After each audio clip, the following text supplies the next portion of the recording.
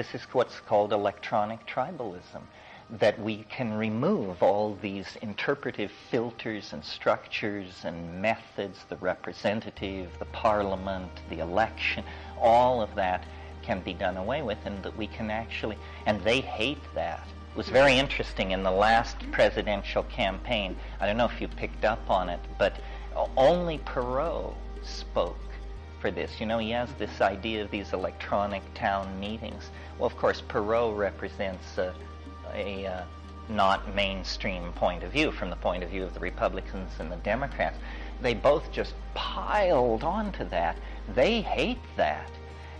The idea of real democracy is as threatening to the politicians of this country as it is to the Chinese leadership. I mean, they do not want the will of the people to be expressed. But I think as we cohere into a single organism, there will be less and less need for these 18th century institutions that we have put in place and maintain with the power of the gun. People say, what should be done, or what should we do besides take psychedelics? And I say, you cannot escape the media, you cannot escape the internet, you cannot escape our dilemma. You have two choices. You can consume or you can produce. That's it. And the people who consume are lost souls, and we all consume. And in those moments when we consume, we are lost souls. We need to produce, and what we produce is art. Art is the greatest era of art in the history of the human race is dawning right now.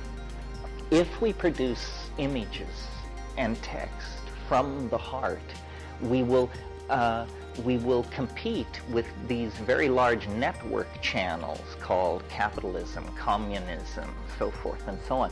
In a sense, one way to think about the internet is it's a 40 million channel TV hookup. 40 million!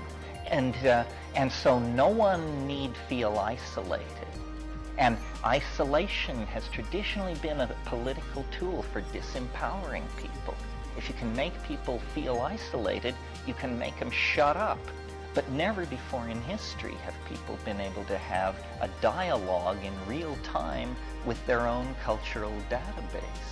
And the quality of decisions is directly dependent on the quality of the information upon which the decisions are based. And in the past, good quality information is very hard to come by. The mass media is for the peasants. Well, now that's all changing.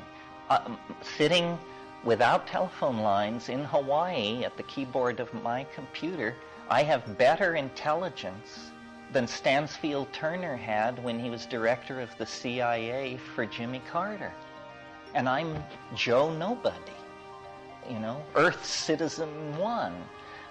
So that shows you how quickly the quality of information is improving. What you do with this is, of course, has always been an individual dilemma.